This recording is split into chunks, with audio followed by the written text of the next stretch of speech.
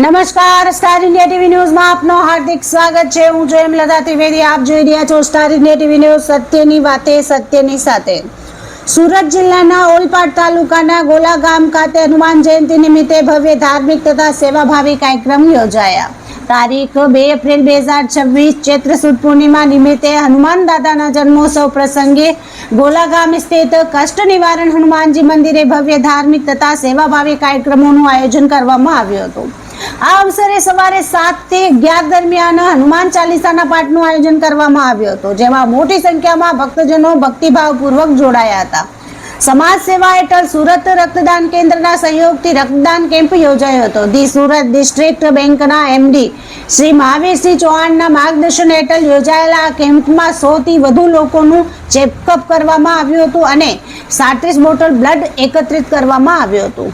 આ સાથે જ કિરણ હોસ્પિટલના નિષ્ણાત ડોક્ટરો દ્વારા નિઃશુલ્ક હેલ્થ કેમ્પનું આયોજન સવારે 8 થી બપોરે 12:30 સુધી કરવામાં આવ્યું હતું, જેમાં blood pressure, SpO2, ECG, BMI અને રેન્ડમ બ્લડ શુગર જેવી આરોગ્ય તપાસો તેમજ જનરલ ફિઝિશિયન દ્વારા માર્ગદર્શન આપવામાં આવ્યું હતું। આ કેમ્પનો લાભ કુલ 124 લોકોએ લીધો હતો। નેત્ર ચિકિત્સા વિભાગમાં ડોક્ટર મયુરભાઈ વાઘેલા દ્વારા આંખોની તપાસ કરવામાં આવી હતી, જેમાં 78 લોકોએ લાભ લીધો હતો અને સારો પ્રતિસાદ મળ્યો હતો।